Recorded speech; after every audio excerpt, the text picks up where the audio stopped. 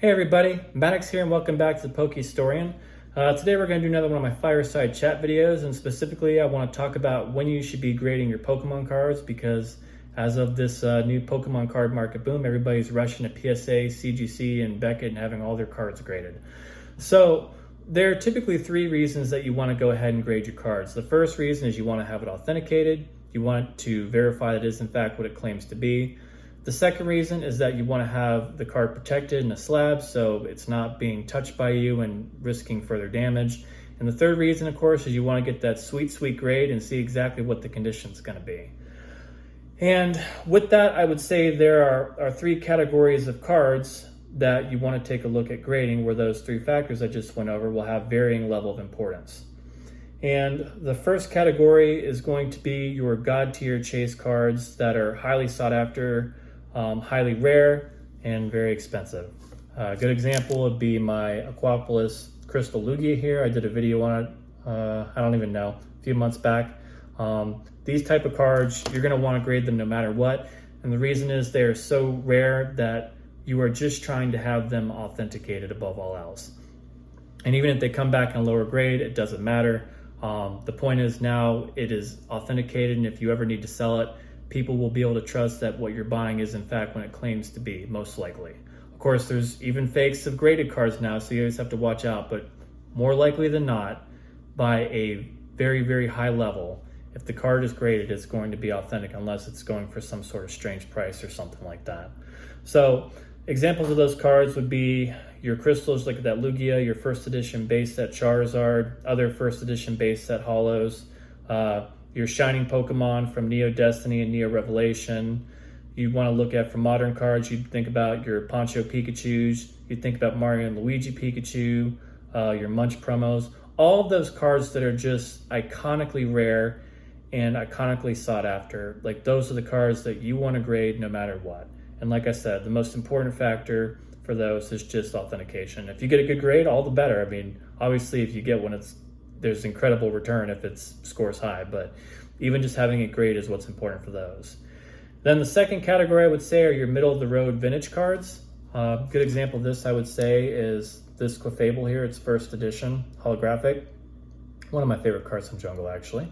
And when do you want to have these type of cards graded? You want to have them graded when you think you're going to score probably anywhere between like a 7 and a 10.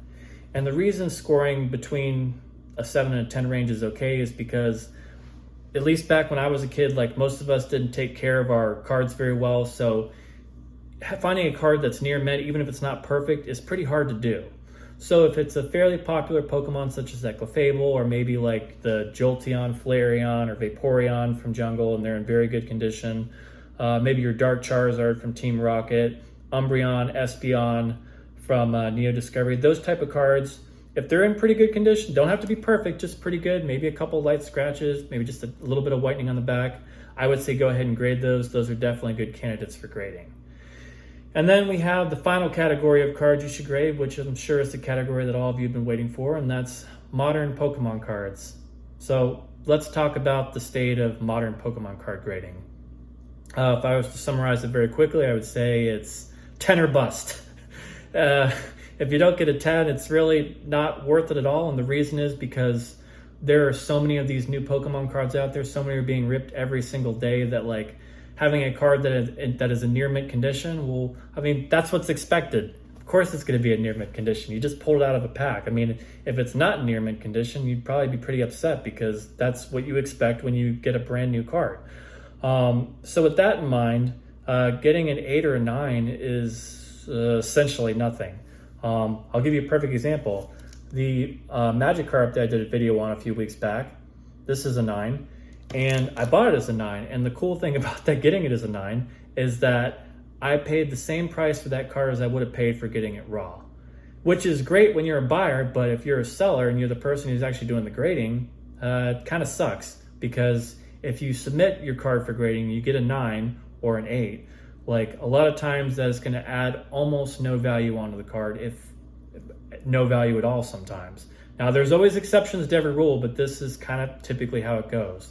So it's not really worth to grade unless you're going to get that 10. So if you're going for the 10, just realize number one, you are gambling a little bit, no matter what, because grading is done by humans and there is always human error when grading these cards, and people are subject to their emotions and their mood a little bit. So one day it is possible that a card that is grading a 9 could be graded a 10, or vice versa. Like, it's just gonna kind of come down to some level of subjectivity, so you have to keep that in mind. Also important to keep in mind is, at least for PSA, their grading standards have recently gone up, so it's even harder to get a 10 than it was before. So if you're going to go ahead and grade and you're looking to add some value to that card, you definitely want to take a very good look at your card, have a very good understanding of like what it means to be within 10 parameters, and then just, you know, let Jesus take the wheel and see what PSA or CGC or Beckett comes back with. So with that in mind, I don't really recommend grading a lot of your modern cards unless you really are pretty confident that you're going to get a 10 and you have the experience and expertise that you know what a 10 looks like. For me personally, I would not put myself in that category, so I can't help you there. Maybe there's another video that can help you with that. But long story short, those are the 3 categories of cards you want to grade: your God tier chase cards, your vintage cards in decent condition that feature moderately popular Pokemon, and then your modern cards that are just in pristine condition. So anyways, good luck out there grading. Thanks for watching. If you liked this video, feel free to leave me a like. If you want to see more content like this, subscribe, and I'll see you in the next video. Take care.